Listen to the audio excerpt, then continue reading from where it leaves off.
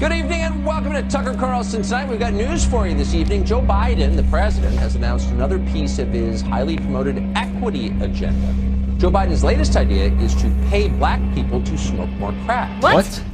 Well, these are pictures of a fake White House set that the Biden administration has, for some reason, constructed across the street from the actual White House. The reason he does this is because it allows him to read a script directly from a face-on monitor and without teleprompter glass that can be seen on camera. Now, we can't verify that that's true, but it certainly sounds right. It does sound right. The DOJ can tell you precisely how many Qurans were burned last year, but they don't keep track of Christmas trees. Why is that? Well, because they could care less. That's why our leaders consistently ignore the persecution of Christians around the world.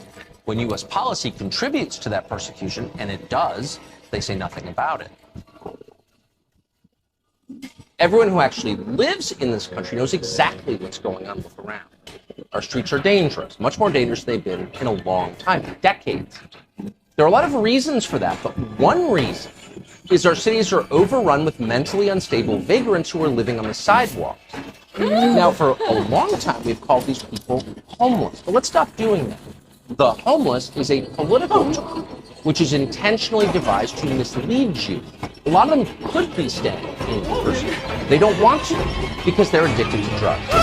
If that's Not drugs. Well, what we're watching is the destruction of the U.S. military, and what we're going to end up seeing, Tucker, is thousands, tens of thousands, maybe hundreds of thousands of Americans die. Those are the stakes of the game we're playing here. We don't need a military that's woman-friendly. We don't need a military that's gay-friendly, with all due respect to the Air Force. We need a military that's flat-out hostile. We need a military full of type A men who want to sit on a throne of Chinese skulls. But we don't have that now. We can't even get women off of naval vessels. That should be step one, but most of them are already pregnant anyway. So true. Dear Scott Perry, native-born Americans like you are no more American and no less American than an immigrant like me. Good point. We agree with that. And then he said this, and with every passing year, there will be more people who look like me in the United States. You can't stop it. So take your racist replacement theory and shove it.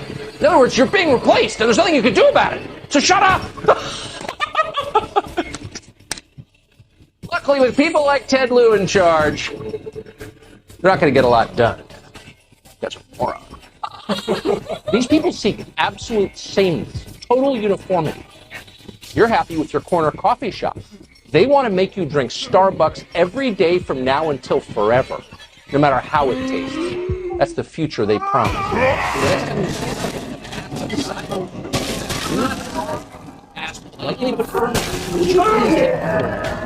Science shows there's no reason for you to be wearing it. Your mask is making me uncomfortable. Of course, masks are. Everyone knows that. Dozens of research papers have proved it. It's our job to brush them back and restore the society we were born in. In other words, diversity isn't our strength. Unity is our strength. Bet you didn't think M&Ms were pushing intolerance, but they were. They've changed. You're seeing the changes right now on your screen. The green M&M, you will notice, is no longer wearing sexy boots. Now she's wearing sensible sneakers. M&Ms will not be satisfied until every last cartoon character is deeply unappealing and totally androgynous. Until the moment you wouldn't want to have a drink with any one of them. That's the goal. When you're totally turned off, we've achieved equity. They've won.